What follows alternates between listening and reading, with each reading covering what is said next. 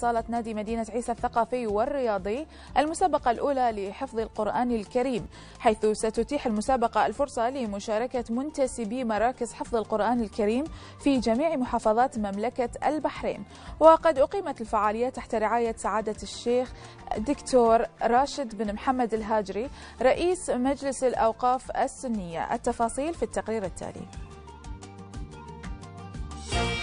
بالإرادة نرسم بصمتنا، بهذا الشعار انطلق إشهار جمعية بصمة خير، وأعلن عن بدء المسابقة الأولى لحفظ القرآن الكريم، لتتواصل بذلك الجمعية مشوارها الطويل من العطاء والعمل الجاد بروح الأسرة الواحدة.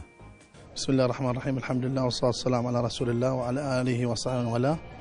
في الحقيقة جمعية بصمة الخير حبت تقيم مسابقة للقرآن، فاحنا من باب التعاون والتفاعل مع هذه الفعالية رتبنا لجنة تحكيم مكونة من بعض المحكمين الذي عندهم خبرة في مجال القرآن الكريم من ذوي الكفاءة والخبرة، وإن شاء الله يعني يكون هم قد عهد إليهم فرع لجنتين، لجنة فرع جزء عامة وفرع جزء تبارك، وإن شاء الله الأسبوع القادم ستبدأ الفعاليات لهذه المسابقة، ويعني بداية جيدة لجمعية بصمة الخير أن تبدأ مشاريعها بمثل هذه المسابقات القرآنية.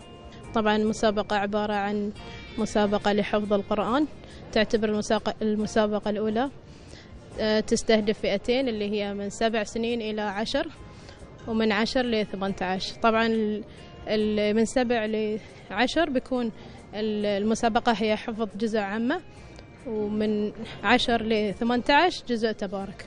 جمعية بصمة خير بدأت بالعمل التطوعي منذ سنوات عدة، حيث بدأ نشاطها من خلال فريق تطوعي ساهم في الكثير من الأعمال الخيرية والإنسانية، ليتوج عمله الدؤوب بإشهار جمعية بصمة خير، حيث جل اهتمامها ينصب بالنواحي الاجتماعية والدينية والوطنية لخدمة المجتمع البحريني بمختلف أطيافه.